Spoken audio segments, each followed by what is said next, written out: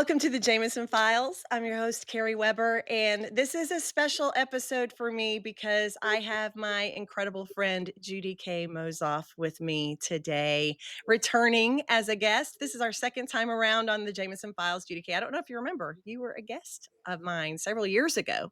So I'm just so happy to have you back. Thank you for joining me. I'm thrilled to be here, and I'm not that old that I can't remember, so I do remember. Well, I mean, maybe I'm just saying it for myself. Like, Carrie, remember you did this already? Remember? Yeah. Uh, but it's really special to me, and I wanted to have you back on because we are in, as we're recording this, we are in quarter four of 2025, and we are in the final lap of the farewell tour of your career in speaking and consulting. You're on the path to retirement. So, congratulations to you for an amazing journey in the dental consulting and speaking space. I'm so honored to be your friend. In the industry and outside of dentistry. And I really just felt compelled to have some time with you to honor your career and to talk to you and just use this platform as an opportunity to let you share some of your lessons learned or your story, or we could just sit here and shoot the bull. I don't care. I just wanted to have time with you, and so thank you for being with me. I'm thrilled to be here. In fact, as I said, my husband is like, I can't believe you're doing a podcast this late in your end of your year. And I said, well, it's Carrie Weber. I have to.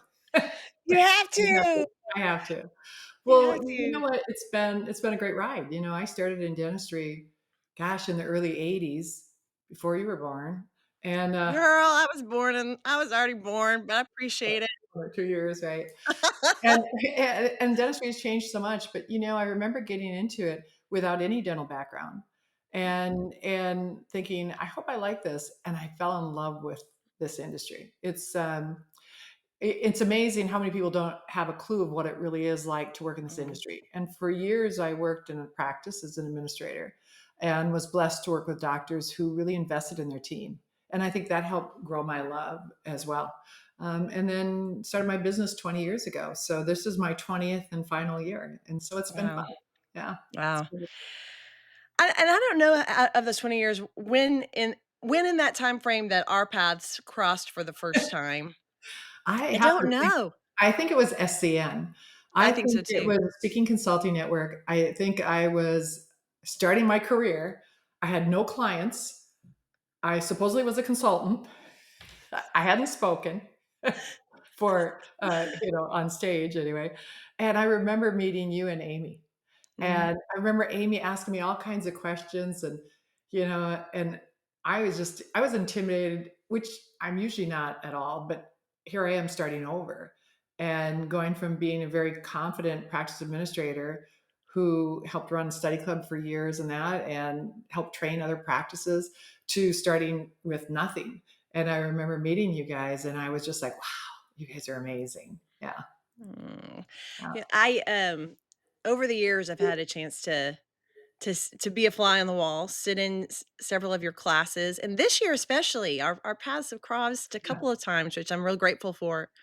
And it's amazing how um, engaged the groups are for you and how relevant your content is for them. And you not only have done a lot in speaking, but you've worked with clients in your culture camps and going to work with teams and building and strengthening culture and dental practices. And as you think back on these 20 years and you think about the legacy you're leaving and what kind of insights that you hope to leave dental practices, and the importance of culture, what kind of last advice would you want them That to magic leave you with? nugget. The magic nugget. I mean, what would you encourage practice leaders to really consider or focus in on? You know what's been fun this year is I announced a year ago that I was going to be retiring. I would highly recommend that when you're planning on retiring, you do that because you get to say goodbye a lot, and it's fun. Mm. but it really helps you hone, um, what you're doing, and it really helps you clarify your message. And I think the one thing that would really simplify things is to treat each other in your practice and take care of each other as Mm, well as you do your patients. I think if that was our number one core standard or agreement that we had, mhm, I think a lot of the other stuff would go away.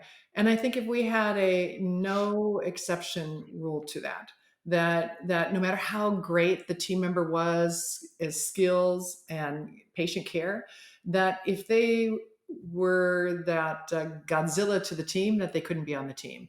You know, mm, so much of my work, I spend time with drama and toxic people and gossip and stress and all stuff that when leadership is clear about that it's not a part of their culture, it disappears yeah. because it's what we do as and it all falls on the leader. I'm sorry, leaders, you aren't going to love that about me, but I'm very they call me the velvet hammer. So I'm Yeah, very candid about that. It's you're the owner doctor, you get to choose what you allow and accept.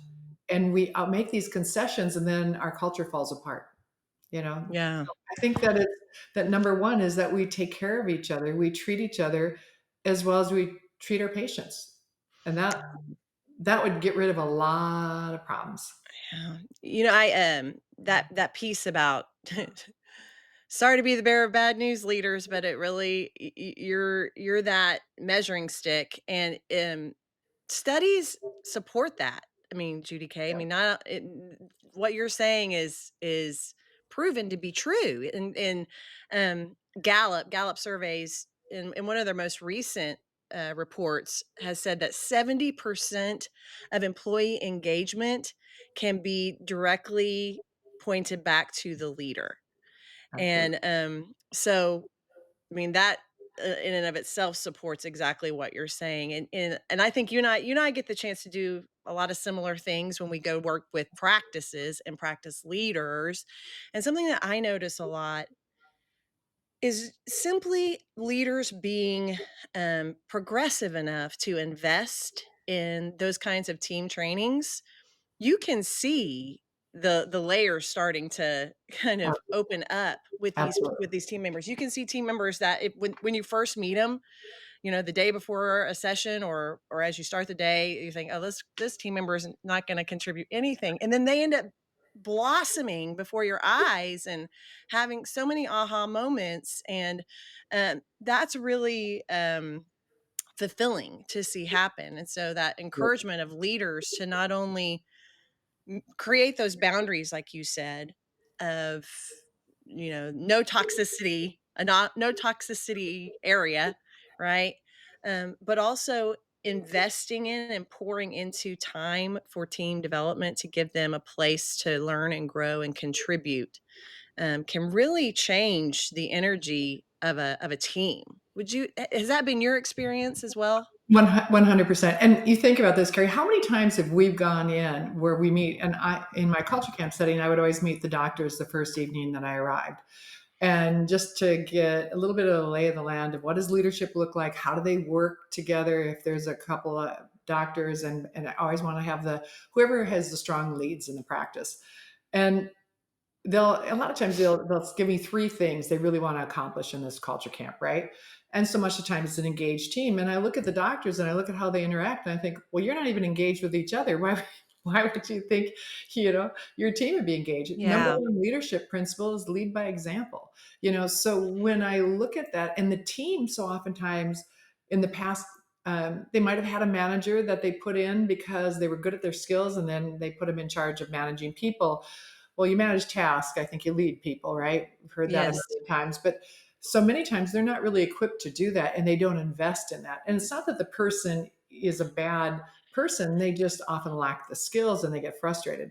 So helping them create that and invest in their team. But so many Yes. of the managers are so overworked. And I always say at least 30% of the manager's time needs to be available to work with the team and help them grow, and not Mm. all task focused, or their team, we end up you see that hemorrhaging team members losing them one after the other because they've never been trained in enough, and there's no one there that has the energy to inspire them. I mean, that Yes. was one of the biggest blessings I had in dentistry was the doctors that I worked with were on fire, and Yeah. that's fun when you've got somebody that's passionate about what they're doing. They're like, Judy Kay, come here, look at this, look at, oh my gosh, this is fantastic, and you're like, wow, this is really fantastic. And then you got the next Yeah. doctor who's like, well, next patient. Ah, You're like, woohoo. yeah. Yeah. Yeah, I was actually just with at a dental school with D3 and D4 dental students getting to do being a part of a kind of business of dentistry track that this, I love it when dental schools have the kind of forward thinking mindset to incorporate that into the curriculum. absolutely. But they don't these students don't know what they're going to do, what their next step's going to be. Very, very, very few of them have a Yeah. plan. And something that I really encouraged to them, to your point of leadership alignment, was you need to start thinking now about your vision for how you want to practice, Right. your philosophy, what you want to build off of and develop and grow from right now, because those are the questions you need to be asking doctors, the dentists that you're going to be working with. Because if you go in, too many, I think, dentists go into partnership or relationship with other doctors that are not philosophically aligned, and then they're married. And that And and they talk dentistry when they yeah, align, and they go, "Well, do you like to do this?" Or, "How would you like this?" And a few things about work and a little bit about compensation. They go, "Yay!" You know? yes, And then you look at them, you think, "You are on opposite sides of the world about what your yeah, beliefs are as far as how you're going to run a practice and how and the decision making for team and for you got one doctor who wants to invest in the team, you have the other doctor who thinks they're just they're replaceable, yeah. so yeah, for sure, for So it's sure. like that vision piece, and you talk a lot about values, and that's important for the office managers and the business and the team leaders too, department leaders. They have got to be aligned in values, and you talk a lot about that. Do you, I mean, and it's interesting. I feel like people are starting to get that a little bit more. Like there's a I little bit do. more understanding. I mean, are you feeling that too? I feel like that's kind of Yeah, coming across more as important to practices today. I think that, for the longest time, the vision and mission statement was everything, and there really wasn't anything beyond that. That was kind of Hmm. where, and I think that it's very important to have that. And then what are the values that support it? And initially, when I started talking about it, in fact, when I started my business, what I wanted to work in and the culture aspect was considered fluffy. Hmm. And then my brand had a lot of orange, and I apologize. There's not a lot of orange for those of you who know me here. I There's know. orange I'm color wearing band the on a little orange. bit. She's wearing orange for me. There's a little bit of orange back here, kind of Velveeta cheese orange, but I'm gonna zoom you in so they can see the orange. There's the orange. Now you can see yeah, it better. there's a There. there's a little bit there. That's a cow tail, just in case you want to know.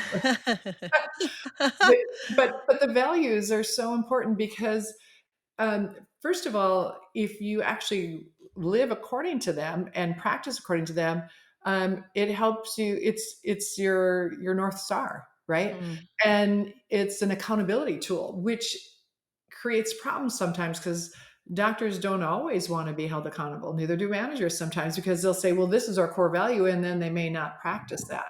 right. And that's one of the things with the culture camp. The doctors hire me, but my number one focus is the health of the practice entirely, Hmm. right? So if it's here's your core values, then that means everybody is held accountable to that, including the doctors. And I always ask doctors, how would you like your team to approach you if they feel that you are not? Because Hmm. that's really important. Otherwise, it just becomes just another sign on the wall with a great quote that means nothing. Do you know what I mean? Yes. Yes. So that I love that, what does it look like? What is actualizing your values in your practice look like? And how can we as team members that hold each other accountable, including team members to the leader, how do we hold ourselves accountable to honoring those values? I love And that. it changes the dialogue so much too, because instead of saying, "Hey, Carrie, you're not doing this right," I just say, "Carrie, um, help me understand how this supports our core value of this, Mhm. what's your thought process on it? And I think that we get busy in our dental practices. So many are so busy, and a lot of them are short staffed, let's be honest. And Yes. so they're running, and instead of asking to understand so that they can actually lead better, they have a tendency to just don't do that again, right? Instead of Mhm. finding where it's coming from. And I know I'm sure that you found the same thing is when you start to understand what's driving that behavior, then you can address that driver, you know, Yes. and it makes a big difference. I love the way that the kind of the verbal skill that you used of how you would recommend to address. Because, you said what did you say? Help me understand. Right.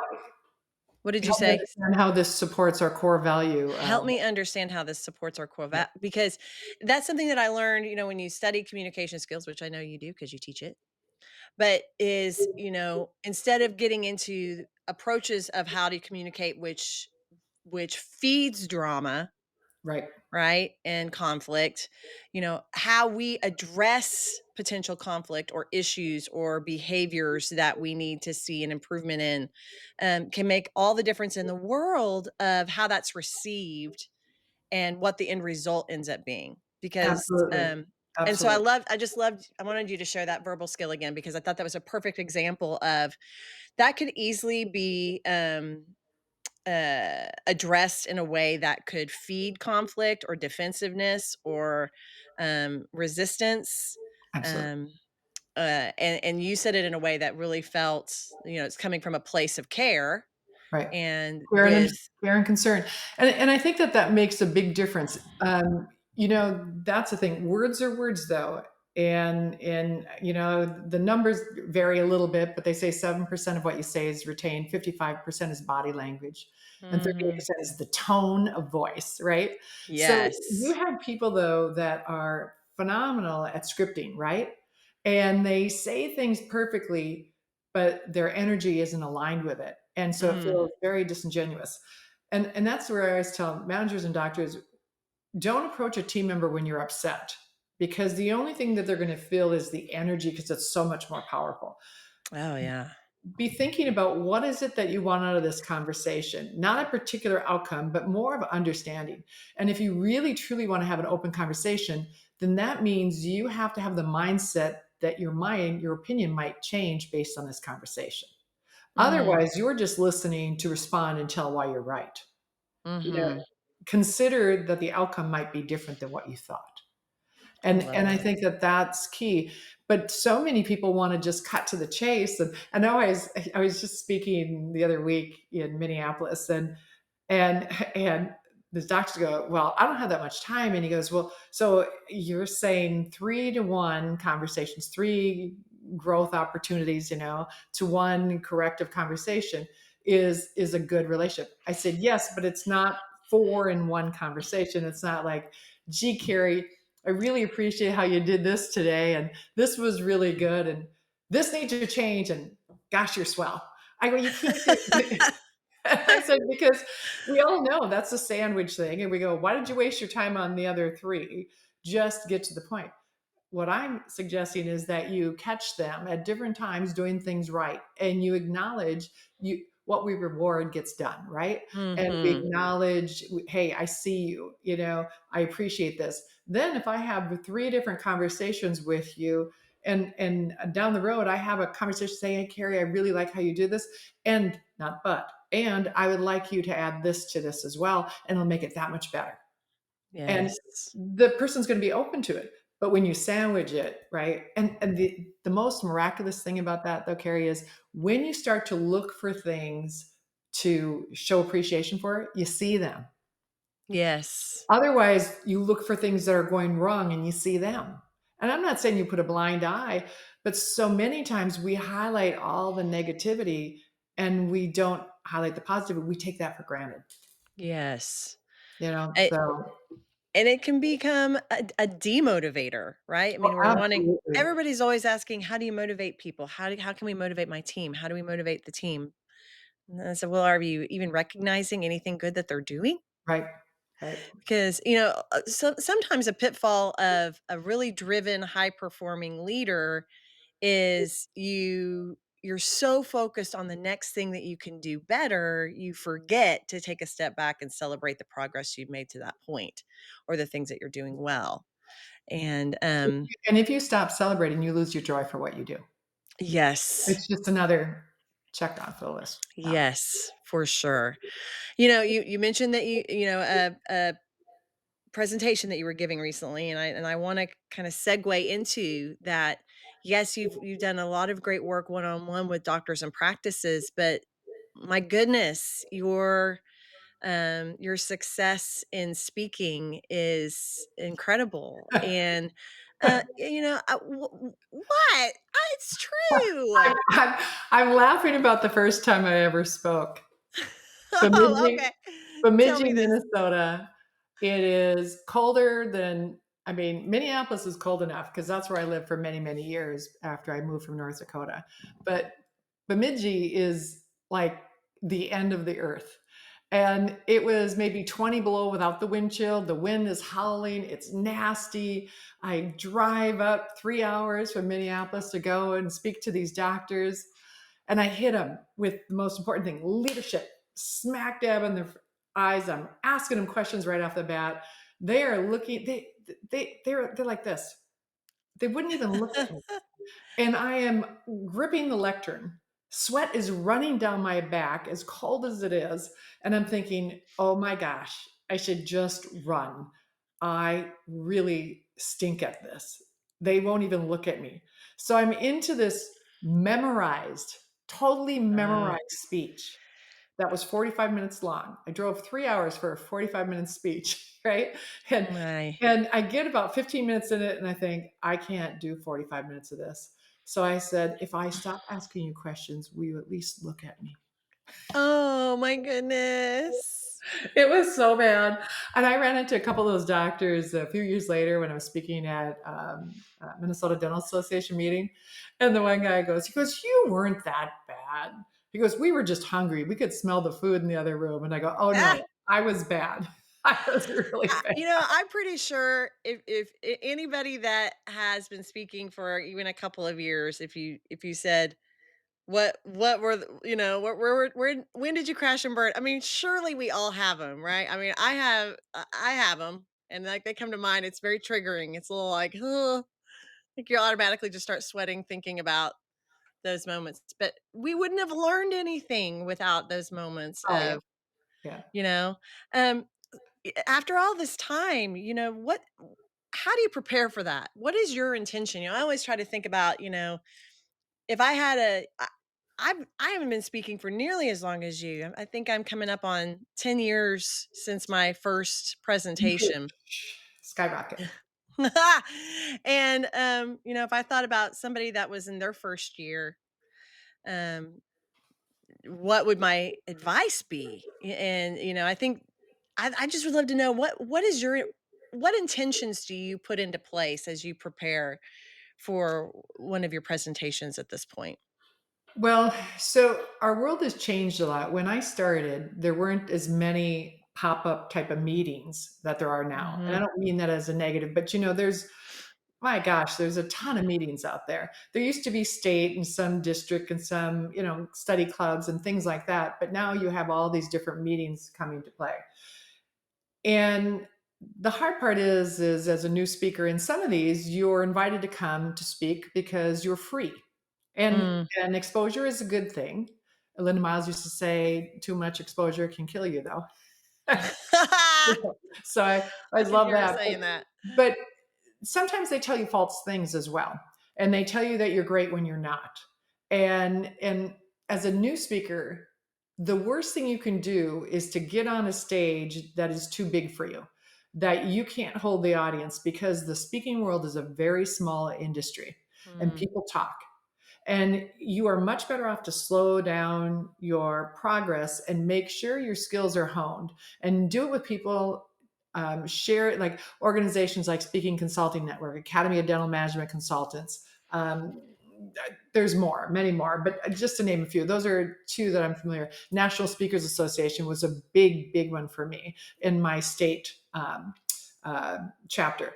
Really, they're going to give you honest feedback. Mhm. And they're not going to go where everybody's perfect, everybody's wonderful, because that's not going to help you on stage. Mm-mm. And if you get up on stage and you can hold an audience, you're going to die 1,000 deaths. So now that I scared the bejeebies out of you, Ha! the thing, but I wish, I mean, that's the truth. And everybody goes, you just get up there and go. And it's like, no. And you'll have, some people are natural, some people are not afraid, but that doesn't mean they're a good speaker either. This day and age, you have to entertain and you have to manage the energy in the room. It's not Mhm. so much about delivering this 2 hour long, 1 hour long, 3 hour, whatever it is. It's really that whatever you say is impactful. That if they can walk away with a couple things that they Mhm. actually take back, you succeeded. But it's Mhm. about, you can see the energy ebb and flow in some audiences. I'm sure you found are just so playful and they're so much fun and they make speaking easy.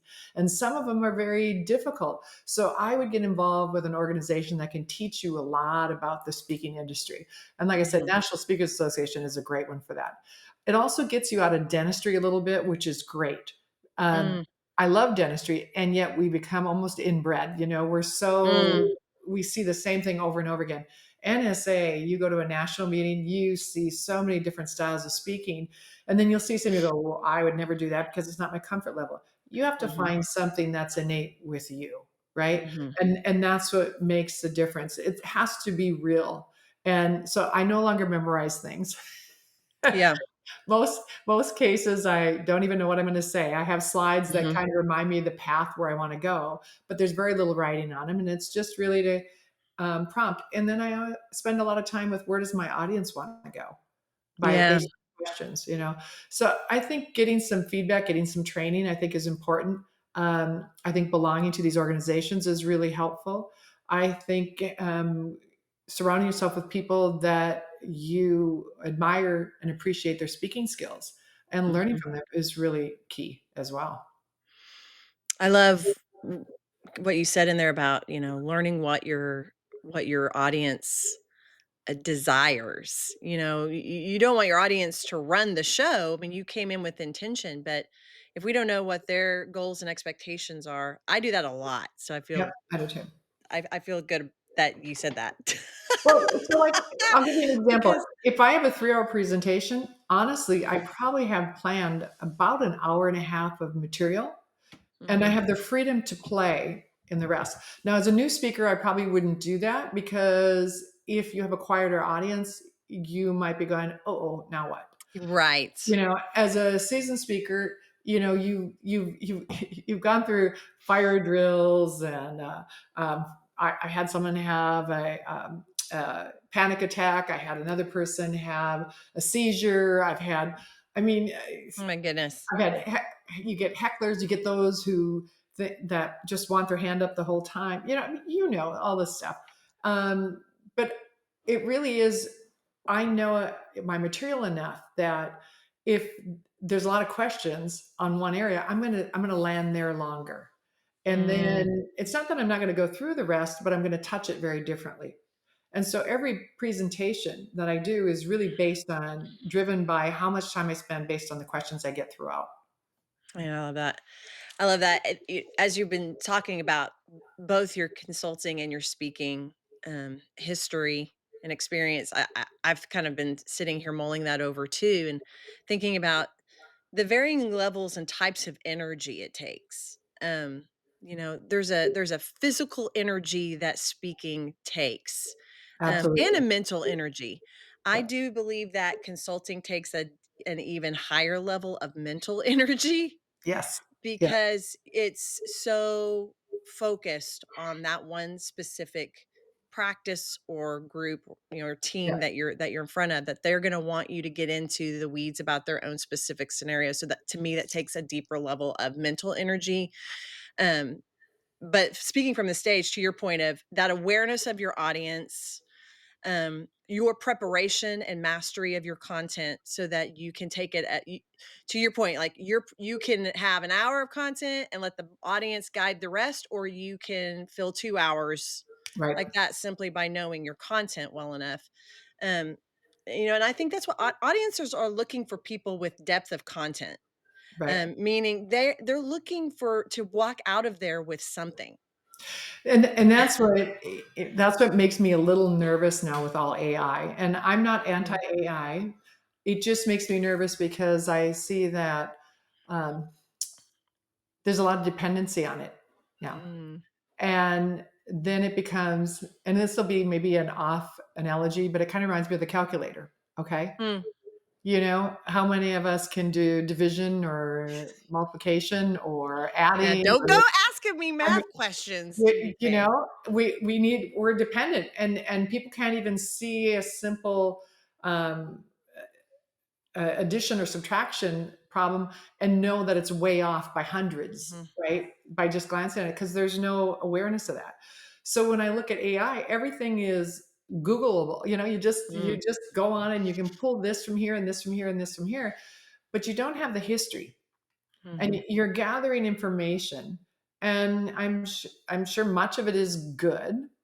However, if you don't know it, if you know, for me, before I ever spoke about something on stage, and this is where I think speaking, writing, and consulting are the magic trio. I really do. yeah, Um, you know, so I would try something. I'd be working in the practices, and some of my culture camps.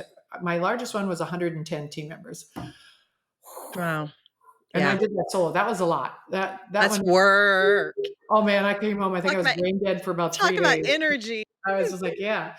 And I try to get to know every person's essence.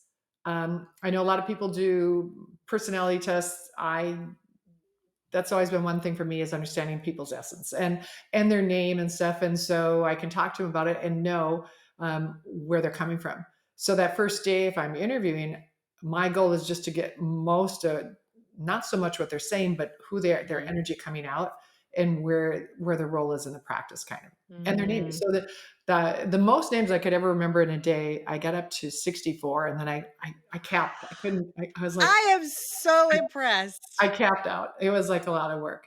Wow. But, you know, that kind of connection, that kind of engagement, you're there trying to make that difference and find out what's important to them, you Mm, know? I It's love key. that.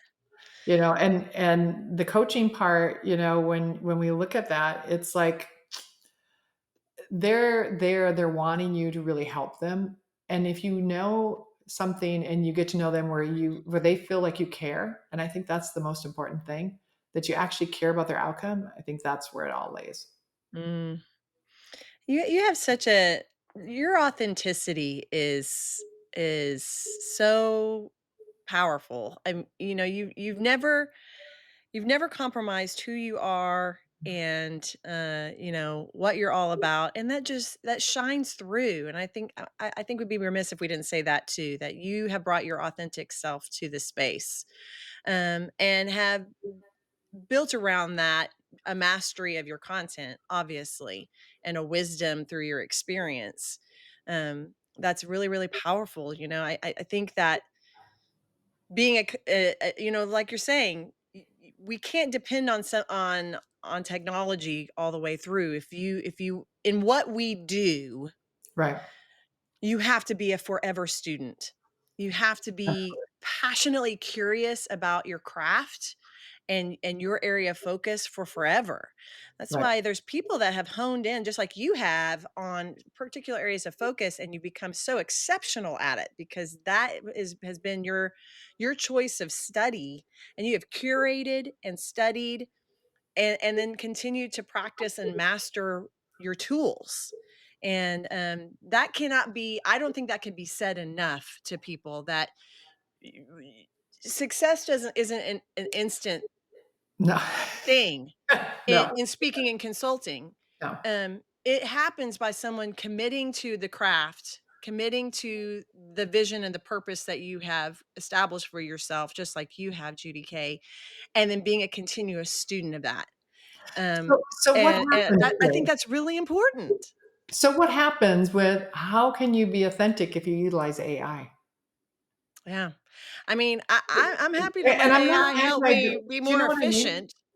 You know, it can how do help. you know who that person is? It's a Yeah, conglomeration of all of us, honestly, it because, is.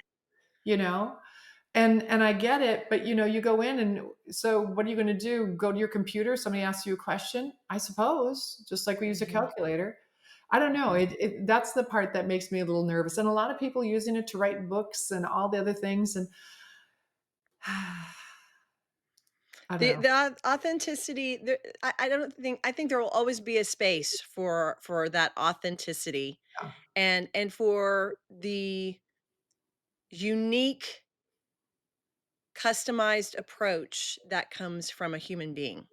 yeah. We can I use would hope these I would hope tools so. we can use these tools to enhance our efficiency and our organization, all those things, but it's just like in dentistry, um, we can use technology to its maximum degree, and it still doesn't change the fact that we are a relationship-based Absolutely. business. I Ab mean, dental practices, you have to have relationship with those patients for them to trust you enough to do to use the technology that you're investing in to do the dentistry that you've trained to do. And usually And those are the ones that succeed, the ones that are yes, high relationship builders.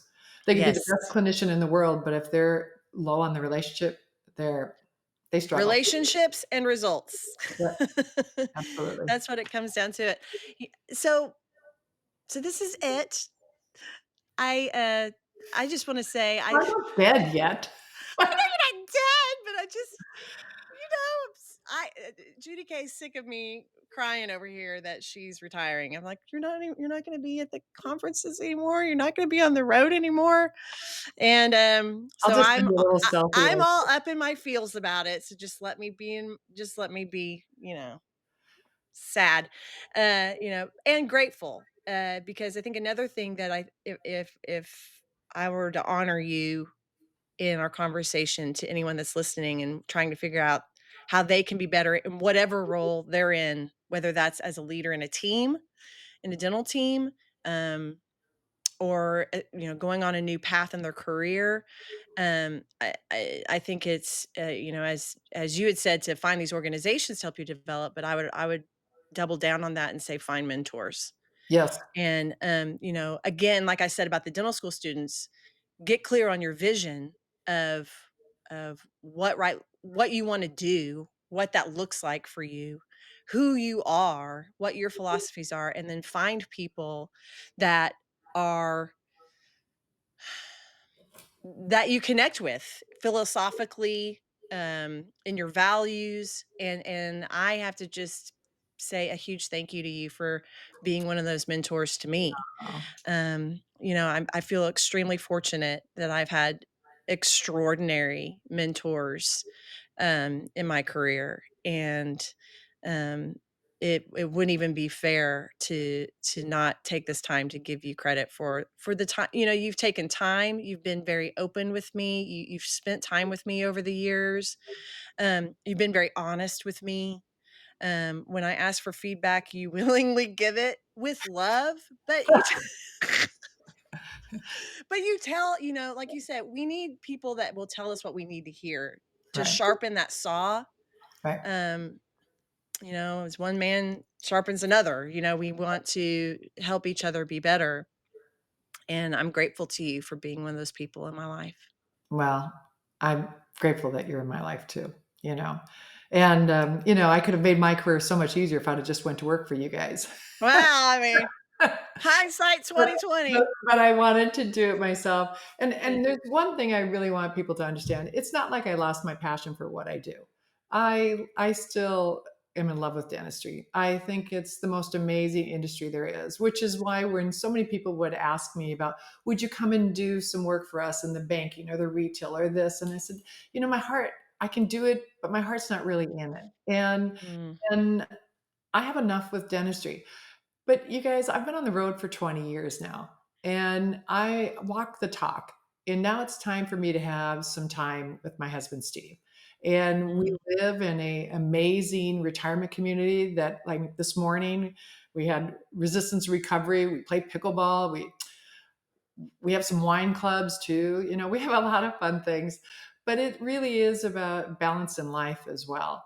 And, I love to share this story, and I hope it's okay with you, Carrie. Uh, Yes. it's one of the last conversations that I had with my dad. And I think he really nailed it when I said, we're sitting down, and I knew he was going to be passing because he had a couple diseases and stuff. But as hard as that was, it was really a blessing because it allowed me to ask those more candid questions. And I said, Dad, you're going to be going, what's important? What do I need to know? And he was a farmer. He wore Western shirts, snap. He always had a little notebook in his pocket. And he hands it to me. And he goes, "Well, this is going to be good, so you better write it down." But I still remember this. And he said, "Jude, the most important thing in life is to not have regrets at the end for what you didn't do. Mm. And to do that, you need to figure out what's important to you, and you make time for it. And it's important to be happy and do things that make you happy and make it." Your day every day. You do your best. It's not about perfection. And then his point was at the end of each day, if you can look back on the day and know you gave it your best shot, well, that's as good as it gets. So for me, I want to live my life with no regrets. When I started my business, there were some decisions maybe I could have done better, and definitely some growth opportunities. But Mhm. I don't have regrets. I loved learning how to make it happen. It wasn't an overnight. It was a lot of blood, sweat, and tears, and it succeeded, and that makes me really proud. And now it's time for me to have the time with Steve. So, you know, Mm. and if I'm lucky, God willing, I'll have 20 some good years, but who knows? So that's where my life is at right now. And, Steven is an exceptional person, so time Yeah. well spent indeed, and, something I love about everything that you've just shared is your career you've poured so much into your career, into the people, the practices, the attendees, the, uh, dental professionals, the doctors that have crossed your path, but you haven't tied your identity 100% to your work. It is a part of who you are, but it's not all of who you are. And I think this decision and all the reasoning why speaks clearly to that. And so many people can relate to and appreciate that because we want a full life with Right. many facets, and you certainly have created that or and are continuing to intentionally build that for yourself and for Steve. And so, congratulations to Thank you. you. Thank you. I appreciate you, and I know I speak to many of those that have been in your lecture rooms or in your culture camps to say thank you for giving so much of yourself to a profession that loves you dearly.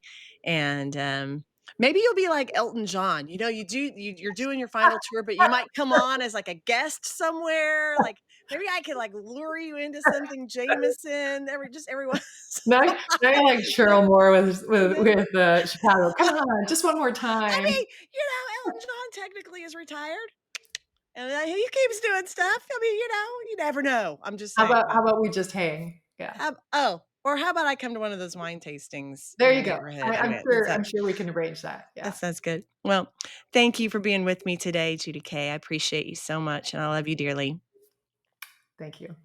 And thanks to all of you for being with us for another episode. Until next time, be well, and I'll see you next time.